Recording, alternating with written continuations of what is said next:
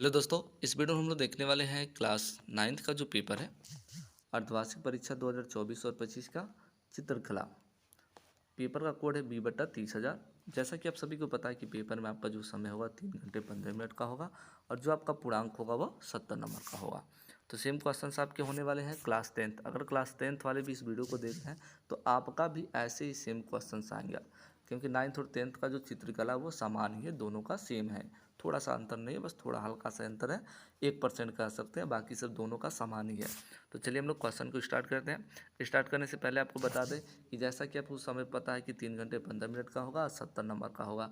ये निर्देश आप सभी को पता है, निर्देश आप सभी लोग पढ़ चुके हैं। बाकी चीज़ें हम लोग देखते हैं क्या कहा जा रहा है।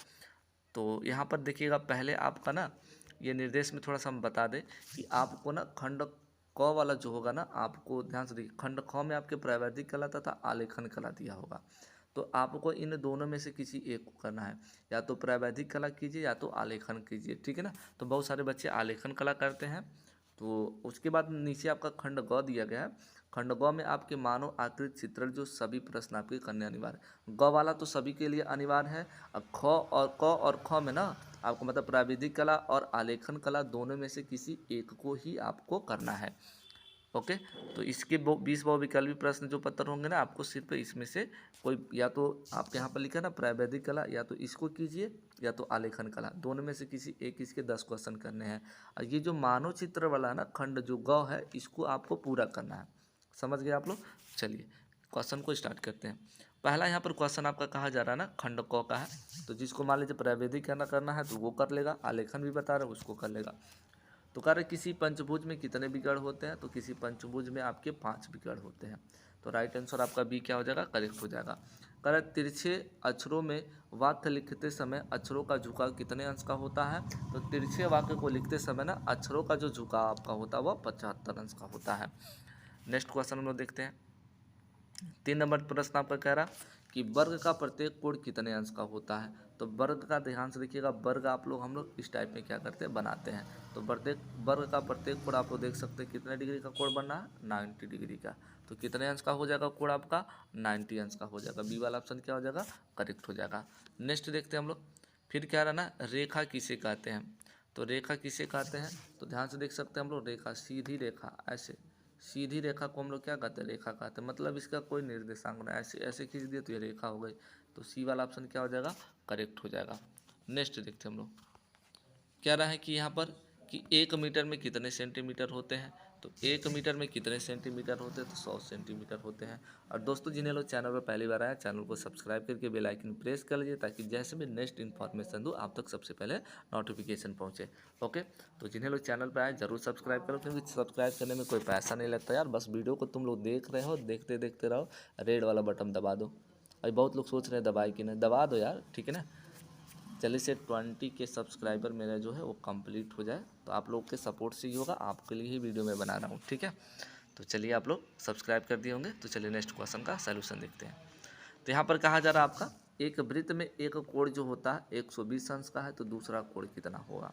तो ध्यान से देखिएगा, एक वृत्त में आपका जो होता है, एक वृत्त ऐसे है, इसमें आपका ना कह रहा है कि एक कोण जो है 120 अंश का, तो दूसरा कोण क्या होगा, तो 360 अंश का आपका कोण होता है टोटल। तो 120 इसमें से क्या करेंगे, घटा देंगे, तो आपका कितना हो जाएगा, 6 में से 4 गया, 2 गया आपका 4, और 3 में से गया 2, 240 अंश का हो जाएगा। तो 240 अंश आपका क्या हो जाएगा, करेक्ट हो जाएगा। क्लियर।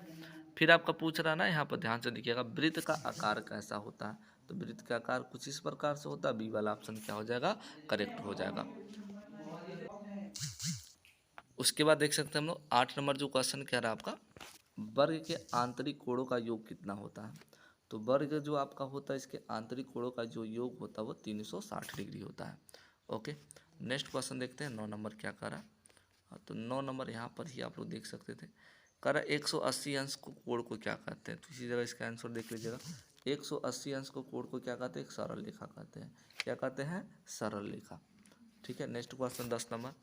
10 नंबर आपका जो क्वेश्चन है, यहाँ पर क्या रहा है, दो संख्याओं या राशियों के विभाजन से तुलना एक होती है। तो किसकी होती है, अनुपात का। किसका तुलना होता है, अनुपात का। या तो आपकी ये 10 क्वेश्चन आपको करने थे, या तो आपको अथवा करके दिया है ना यहाँ पर, अथवा आपको आलेखन कला करना है। क्योंकि पेपर में देता है या तो प्राविधिक कला कीजिए या तो आलेखन कला कीजिए, दोनों में से आप किसी एक को कर सकते हैं। ठीक है, तो चलिए यहाँ पर देख सकते हैं टिंग रंग कौन सा है, तो टिंट रंग कौन सा है, तो टिंट रंग किसे कहा जाता है, सफ़ेद को हम लोग टिंट रंग कहते हैं। फिर क्या रहा, पीले रंग का विरोधी रंग कौन सा होता है, तो पीले रंग का जो विरोधी रंग होता है देखिएगा उसको नीला होता है, क्या होता है, नीला। ओके, फिर क्या रहा, कला शब्द किस भाषा का है, तो कला जो शब्द है वो किस भाषा का है, तो आपके संस्कृत भाषा का है, किस भाषा का है, संस्कृत भाषा का है। ओके, नेक्स्ट क्वेश्चन देखते हैं हम लोग। फिर यहाँ पर क्या रहा, निम्न में से कौन सा रंग गर्म है, गर्म रंग कौन सा है, तो जानते हैं आप सभी लोग जो लाल रंग होता है वो गर्म रंग होता है। ओके, फिर क्या रहा ना कि ओस्टवाल्ड चक्र में कितनी तिल्लियाँ होती हैं, ओस्टवाल्ड चक्र में कितनी तिल्लियाँ होती हैं, तो ओस्टवाल्ड जो चक्र होता है इसमें 8 होती हैं, कितनी तिल्लियाँ होती हैं, 8 तिल्लियाँ होती हैं। नेक्स्ट क्वेश्चन देखते हैं हम लोग। फिर क्या रहा, शीतल रंग कौन सा है, इसमें से पूछ रहा है शीतल रंग कौन सा है, तो किसको शीतल रंग कहा जाता है, हरे रंग को शीतल रंग कहा जाता है। फिर क्या रहा है यहाँ पर क्वेश्चन आपका कि फूल की बाहरी रेखाओं को बनाने के लिए निम्न में से कौन सा ब्रश का उपयोग किया जाता है, तो कौन सा ब्रश का उपयोग किया जाता है, तो 2 नंबर का ब्रश का उपयोग किया जाता है। नेक्स्ट क्वेश्चन आपका है भारत का राष्ट्रीय ध्वज है, तो भारत का राष्ट्रीय ध्वज कैसा है बताना है, तो बहुवर्णीय होता है, कैसा होता है, बहुवर्णीय होता है। फिर क्या रहा है यहाँ पर क्वेश्चन जो आपका है 9 नंबर, हरे रंग नेत्र पर क्या प्रभाव डालता है, तो हरे रंग नेत्र पर जो होता है ना वो ठंडा रंग प्रभाव डालता है, कौन सा डालता है, ठंडा रंग। ओके, फिर नेक्स्ट क्वेश्चन आपका क्या रहा है, नेक्स्ट क्वेश्चन क्या रहा है, एकाकी रंग संगति में कितने रंगों का प्रयोग होता है, तो एकाकी रंग में जो संगति प्रयोग होता है वह 1 होता है। तो ये आपका हो गया टोटल आलेखन कला के क्वेश्चन। ओके, आलेखन कला के क्वेश्चन हो गए, आपको या तो प्राविधिक कला करना था या तो आपको आलेखन कला करना था। ठीक है, लेकिन यहाँ पर जो मानव आकृति चित्रण दिया ना, मानव आकृति चित्रण, इसको आपको सभी को करना क्या है, अनिवार्य है, ये करना आपको अनिवार्य है। उन प्राविधि और आलेखन में से किसी एक को आप, मानव चित्रण जो होगा उन दोनों में से 10 किसी एक को भरेंगे, फिर इसको तो भरना आप सभी के लिए अनिवार्य है। ओके, तो चलिए पहला क्वेश्चन आपका कह रहा है क्या, यहाँ पर हम लोग देखते हैं। पहला यहाँ पर कह रहा है चेहरे की जो ऊंचाई होती है वो कितनी होती है, तो चेहरे की जो ऊंचाई होती है ना लगभग 8 होती है, 8, अब डबल डैश लगा तो इसको 8 सेंटीमीटर कह सकते हैं। ओके, तो ध्यान से देखिएगा। उसके बाद क्या रहा, मनुष्य की आकृति में जो भाग होते हैं वो कितने होते हैं, मनुष्य की जो आकृति में जो भाग होते हैं ना वो कितने होते हैं, आपके 7 होते हैं, कितने होते हैं, आपके 7 होते हैं। फिर क्वेश्चन आपका कह रहा है, ध्यान से देखिएगा कि मानव आकृति बनाते समय किसका ध्यान रखना चाहिए, तो मानव आकृति बनाते समय हमें किसका ध्यान रखना चाहिए, तो ध्यान से देख सकते हैं आप लोग, सफाई का, ड्राइंग शीट का, पेंसिल का, तो ऑप्शन जो हो जाएगा ना इन सभी का हो जाएगा, इन सभी का डी वाला ऑप्शन क्या हो जाएगा, करेक्ट हो जाएगा। क्लियर, वीडियो की क्वालिटी आप लोग बढ़ा लेंगे थोड़ा सा। फिर नेक्स्ट क्वेश्चन क्या रहा है, ध्यान से देखिएगा।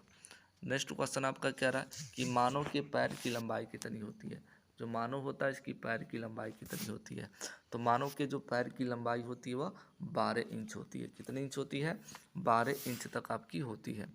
फिर पांचवा क्वेश्चन जो आपका पूछा जा रहा है कि मानव चित्रण में रंगों के साथ महत्व बताइए, तो इसका जो महत्व आपका होता है ना छाया प्रकाश का होता है, किसका महत्व होता है, छाया प्रकाश का। नेक्स्ट क्वेश्चन आपका कह रहा है यहाँ पर